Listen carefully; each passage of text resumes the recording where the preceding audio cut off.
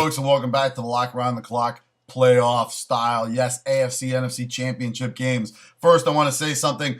The Rangers are #1 in the NHL. Yes, and they're playing the Pittsburgh Penguins tonight. That's right, Pharrell. They're going to beat up on your Penguins in the Garden. And Heinrich Lundqvist is on his way to an MVP season. But please, James Dolan, do me a favor. Do not bring up Stanley Cup. It's not there yet. And this is the time of year when Rangers usually go on a slide. Hopefully that's not the case this year. They look much better than that. And I don't want to see them at the end of February, March, scrambling for that 8th spot with 5 games left a little bit later in the season.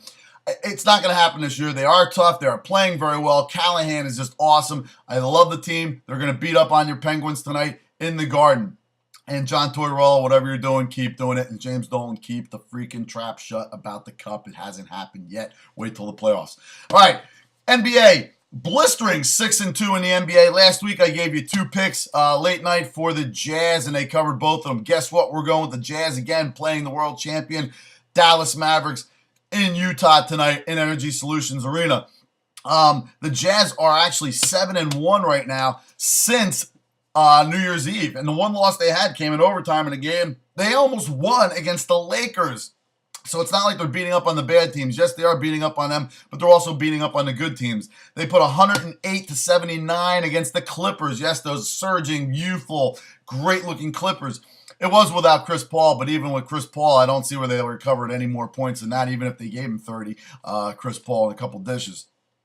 Anyway, tonight, take the Jazz, lay the 3. The Mavericks are on a 3-game in 4-night, part of a brutal road trip that ends next game, not this one. This game is going to continue for them in the losing column. Take the Jazz, lay the 3. That's my NBA pick for tonight. On to the NFC, AFC conference games. Those are what we are going to kick some butt in this week. We were 2-1 last week in the NFL, and we would have been 3-0 had it not been for the last 4 minutes of that Saints game. Anyway, we're not going to dwell. We're going to look forward. In the first game, New England laying 7 against the Baltimore Ravens. The Angry Birds coming in. Yes, Ed Reed is trying to fire up the team. And Joe Flacco is going to respond. I would hope so. Joe Flacco, if he plays the game I know he can play in this position, they will be able to throw and pass on the Patriots. They are very susceptible to the pass, and last week was nothing for them to test with because you had a quarterback that throws the ball maybe 4 or 5 times a game, sometimes maybe even 9 or 10. Last week he got sacked 5 times by the Patriots because guess what? In the NFL, especially in the playoffs, you can't run option plays where your quarterback is constantly running up the center. Now, New England will put up some points. They're not going to put up a ton of points. They put up 6 touchdowns last week. Don't look for that to happen here. Look for this game to be a very close game with the Ravens taking command and control early on and the Patriots struggling to get back. But I'll tell you what, the defense of the Ravens is not like the defense of the Broncos. Last week, the defense of the Broncos was beat up. They were missing a couple guys, especially key guys like in the defensive backfield. Not that it really mattered. They didn't have enough to take care of the Patriots, but the Ravens do. Plus, they have a balanced running attack with Ray Rice.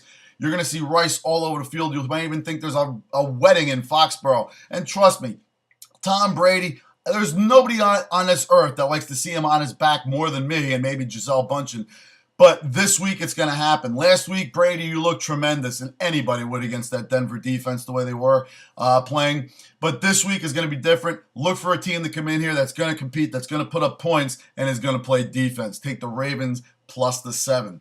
Now, in the late game, which is the Giants going to San Francisco.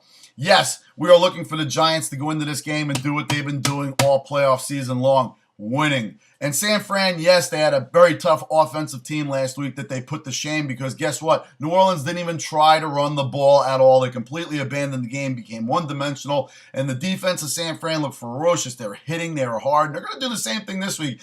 But the difference is the Giants have a running game, and they have Eli Manning, and they have Victor Cruz, and they have Manningham, and they got a tight end. They have the complete team plus a defense. Now, I know last week they beat the Packers. And let me tell you something. The Packers defense, they couldn't stop Elton John's husband from attacking Madonna if they had to. Their defense is horrible. I know the Giants look good against it, but if you looked, the Giants also had defense that slowed down Aaron Rodgers completely to a screeching halt.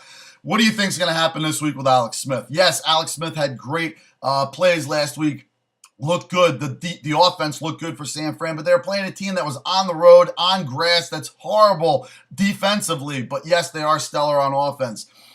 This game, look for the Giants to win this game outright. My prediction is a Giants-Ravens Super Bowl. I know some of you guys want the hardball Super Bowl, but it's not going to happen. Take the Giants, take the 2.5.